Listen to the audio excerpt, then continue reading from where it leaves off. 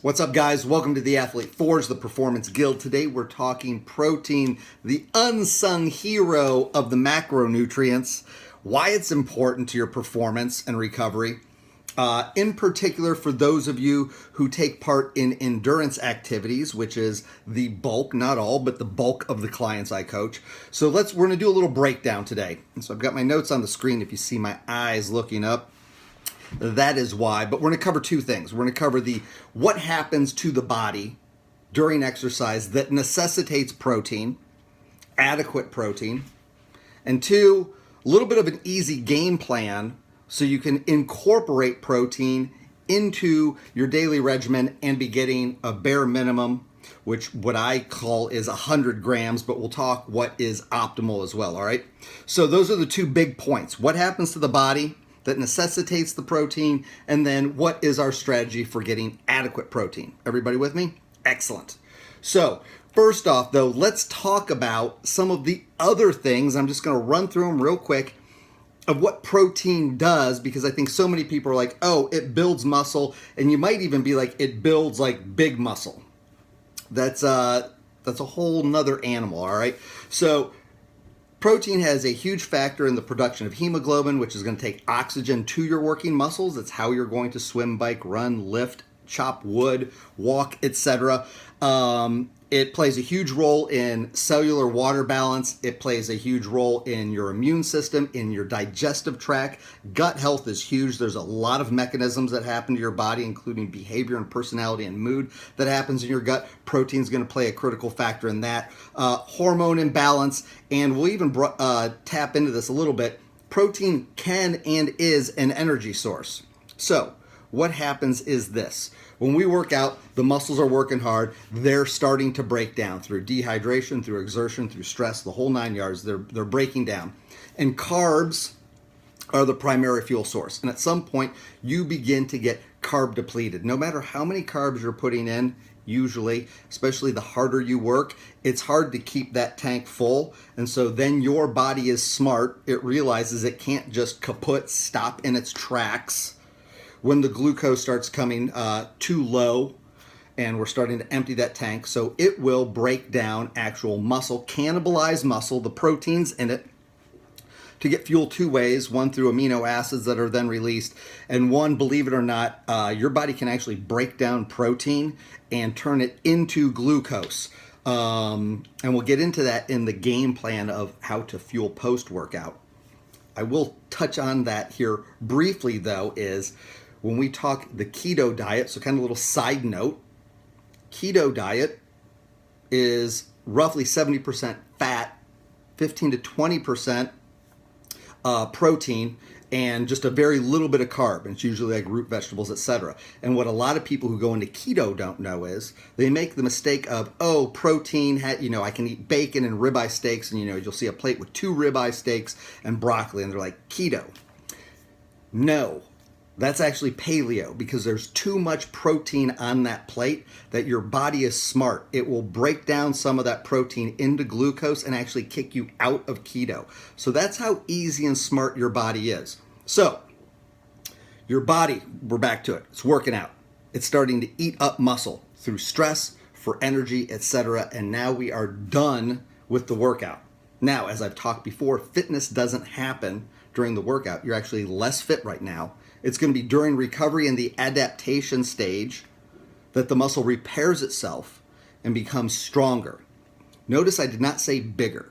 Getting bigger muscles, it's going to happen as you start working out. But as far as if you're afraid of getting bulky or getting too heavy, there's a pretty rigid science that needs to happen to get to that point. So for the average person looking to increase their performance, hitting your protein hard will actually lean you out. So don't worry about bulking up. So we need to send protein to the muscles so that they can adapt and rebuild via protein synthesis. And then we're ready for the next workout. So protein is absolutely critical for a lot of bodily functions and to make sure that our muscles are fortified throughout the day and are getting proper post-workout recovery. Now, our body and metabolism continue to generate well after a workout. So it's not simply just post-workout, but we need a nice, well-balanced diet of getting protein in throughout the day. So if we are talking, the science says for endurance athletes, not even weight training, like straight up endurance athletes, you need approximately 1.2 to 1.7 grams of protein per kilogram of body weight. Got it. Most of my people do not live in Europe. They do not go by the metric system. So it's just under a gram of protein per pound of body weight. If you wanted to make it easy and you just say 1 gram of protein per pound of body weight, that's going to be optimal for you. You can't really have too much protein.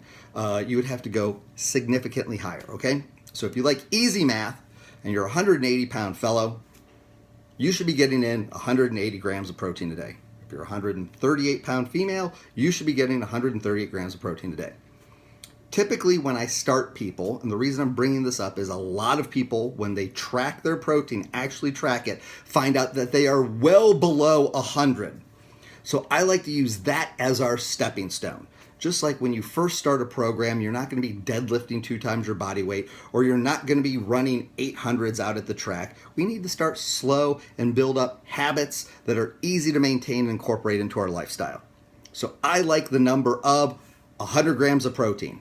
So if you track for a couple days your protein intake and you are not at 100 and you're a 180-pound fellow, don't worry about getting 180 yet. Let's just consistently hit 100. I guarantee you'll see results. How do we do that? Start the morning off with 40 grams of protein. This could be eggs, it could be an egg white omelet, it could be a protein shake, it could be a mix of all those. It's fine. Post-workout, 40 grams of protein, plus you have to have 60 to 90 grams of quick absorbing carbs along with that. Why? Let's go back to what I said a few minutes ago, which is you need carbs for protein synthesis, and if you don't give the body any of the carbs, it will break down some of the protein into carbs to create the insulin spike, which is going to help generate the protein synthesis. So you absolutely have to pair carbs with your protein post-workout. I recommend a nice fast-absorbing whey protein. And if you're looking for quick, easy carbs, believe it or not, Haribo gummy bears are perfect for you. So I just gave you a reason to eat Haribo gummy bears. Then, if you haven't hit your 100 grams by the end of the night, a 30-gram shake or a 30-gram of protein shake, swig it down, you're good to go. Now your body's fortified with some protein right before bed, which is going to be perfect because it's going to gobble that up and repair those muscles and make them stronger and faster and make you harder to kill and just an overall kick-ass beast. In summary, you need protein to recover quicker. It's going to help prevent injury. You're going to reduce muscle soreness. You're going to perform better at the next day's workout. You're going to have more energy. You're going to miss less workouts. You're going to lean out. If you want to get to race weight or that dream body, I guarantee if you start hitting your protein intake at 1 gram of protein per pound of body weight, and you do that for 30 days straight, 100% guaranteed you will see a noticeable difference in your body composition. So, protein is not a magic pill, but for a lot of people, the results of actually getting the adequate amount of protein every single day, you will physically be able to feel, visually be able to see the benefits of it. It is not a hidden, I know this is doing me good, but I don't know. Kind of like when you take a multivitamin, like you're like, I guess I'm healthier. No, you will absolutely 100% be able to experience the powers of protein if you're getting an adequate amount. Let's start with 100 grams and slowly start to work our way up to 1 gram of protein per pound of body weight. Hope this helped. This is a huge science project that I've whittled down to just less than 10 minutes. There's plenty of stuff to go and check out online if you want to research deeper, but that is the nuts and bolts of protein for you as an athlete and just a human being. Cheers, guys.